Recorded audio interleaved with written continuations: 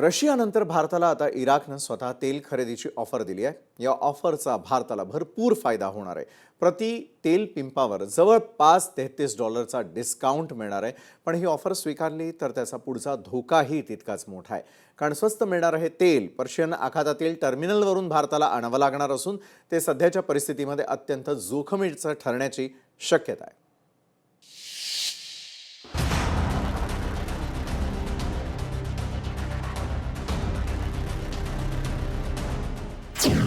भारताला इराककडून स्वस्त तेल खरेदीची मोठी ऑफर। पर्शियन आखातातील टर्मिनलवरून तेल आणण्याची अट। सवलत मिळणार पण तेल आणण्याची जोखीम वाढणार। तेलावर अनेक देशांच्या अर्थव्यवस्था टिकून आहे। तेल हे एक अत्यंत महत्त्वाचं इंधन आहे। तेल किती मोठं अस्त्र आहे हे इराण अमेरिका युद्धामुळे अनुभवता आलं। आज जगात तेल मुबलक प्रमाणात आहे, पण हे तेल सहज मिळत नाही। अमेरिका इराण युद्धामुळे तेलाचा मुद्दा जगासमोरचा मुख्य प्रश्न बनलाय। संपूर्ण जगासाठी तेल सध्या अत्यावश्यक आहे। सध्या दोनही देशांकडून युद्धविराम लागू आहे, पण हॉर्मुझ सामुद्रधुनीतून जलवाहतूक अजूनही पूर्ववत झालेली नाही। या महत्त्वाच्या तेल मार्गावरून वाहतूक अजूनही रखडत आणि अटी शर्तींवर सुरू आहे। त्यामुळे आंतरराष्ट्रीय तेल बाजारात सतत तेलाच्या किमतीत चढ-उतार सुरू आहे। या सर्व पार्श्वभूमीवर रशियानंतर आता इराकनं भारताला स्वस्तात तेल खरेदीची ऑफर दिली आहे। हा खरं तर फायद्याचा सौदा आहे, मात्र त्यापेक्षा तो अधिक जोखमीचा सौदा ठरणार आहे। इराककडून तेल खरेदी करणाऱ्या देशांमध्ये भारत सुद्धा आहे। इराकनं त्यांच्या सर्व तेल खरेदीदारांना कच्च्या तेलाच्या खरेदीत मोठी सवलत देण्याची घोषणा केली आहे। या महिन्यात कार्गोवर लोड होणाऱ्या कच्च्या तेलाच्या टर्म कॉन्ट्रॅक्टरच्या खरेदीदारांना ही डिस्काउंट ऑफर लागू असणार आहे। यात फक्त एकच अट आहे, ज्या देशाला इराकचं हे स्वस्त तेल विकत घ्यायचं असेल त्यांनी पर्शियन आखातातील टर्मिनलवरून हे तेल स्वतः न्यायचंय। पर्शियन आखातातील टर्मिनलवरून तेल घेतल्यावर साहजिकच ते भारतात आणताना हॉर्मुझ सामुद्रधुनी पार करावी लागणार। सद्यस्थितीत या जलमार्गानं जहाज वाहतूक अत्यंत धोकादायक आहे।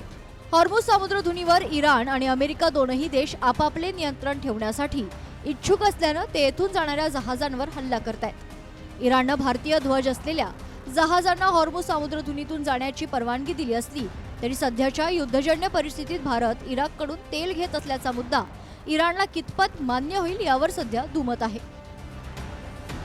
ओपेकचा सदस्य असलेल्या इराकनं बसरा मीडियम ग्रेडच्या प्रति बॅरल तेल पिंपावर $33.40ची घसघशीत सवलत दिली आहे। तेलावर मिळणारी ही सवलत कोणत्याही खरेदीदार देशाला फायदेशीर ठरणारी आहे, मात्र वाहतुकीची समस्या सर्वच देशांना भेडसावत आहे।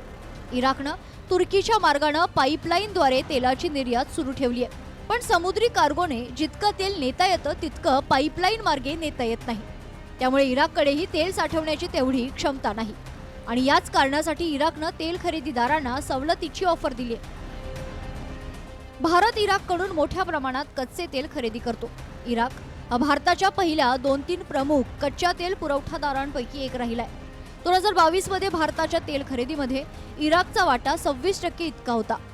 मात्र हॉर्मुझ सामुद्रधुनीवर नाकेबंदी झाल्यापासून इराककडून होणारी तेलायात जवळजवळ शून्यावर आली आहे। रशियन तेलावरील अमेरिकेचे निर्बंध अधिक कडक झाले होते, तेव्हा भारताला रशियन तेलाची खरेदी कमी करावी लागली। या परिस्थितीत भारतानं इराकी तेलाची खरेदी वाढवली आणि फेब्रुवारीमध्ये इराकनं दररोज 1.18 दशलक्ष बॅरल तेलाची निर्यात केली। यामुळे इराक भारताचा सर्वात मोठा तेल पुरवठादार बनलाय।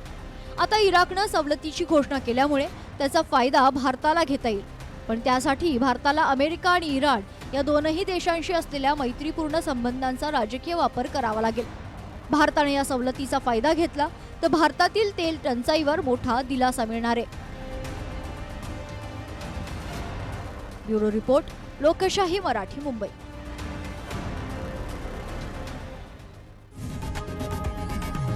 लोकशाही मराठी ऐका, पहा, जागरूक रहा।